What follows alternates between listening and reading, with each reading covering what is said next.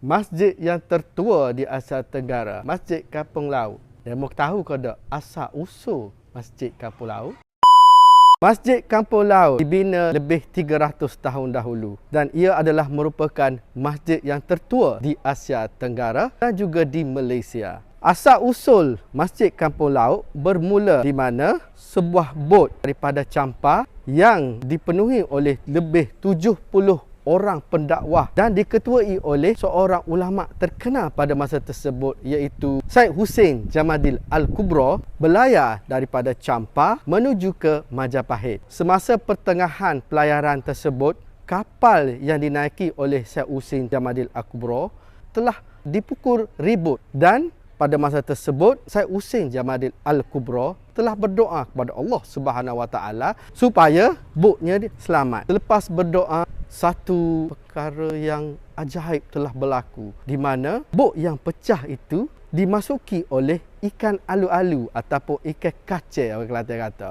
Ikan kekacang atau ikan alu-alu telah masuk ke dalam lubang-lubang bot yang pecah tu dan sekumpulan ikan alu-alu ataupun kekacang telah membawa bot tersebut ataupun kapal tersebut mendarat di Kampung Laut. Syed Hussein Jamaluddin Al-Kubra telah bernazar sekiranya bot yang pecah itu dapat dibina semula, beliau akan membina satu masjid kepada penduduk kampung tersebut. Kebetulan pada zaman tersebut, Kampung Laut terkenal dengan pelabuhan yang besar dan di sini terdapat ramai tukang-tukang mahir yang boleh membaiki bot. Sementara menunggu bot siap, 70 orang pendakwah tersebut membina sebuah masjid yang indah di kawasan ini. Setelah siap masjid dan juga siap bot, Syed Hussein Jamaluddin Al-Kubra menuju ke Majapahit untuk berdakwah. Itulah kisah sebenar bagaimana Masjid Kampung Laut ini dibina di Kampung Laut. Pada tahun 1997, Kelantan telah dilanda banjir besar dan masjid ini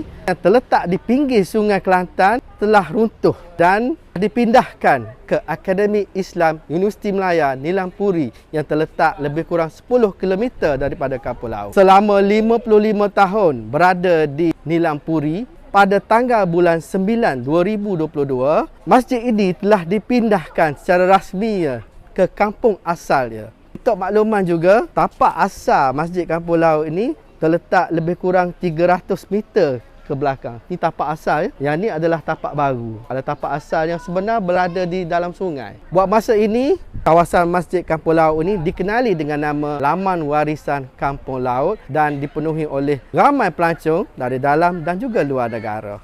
Lagu mana Ustaz Demo? Beres ke tak?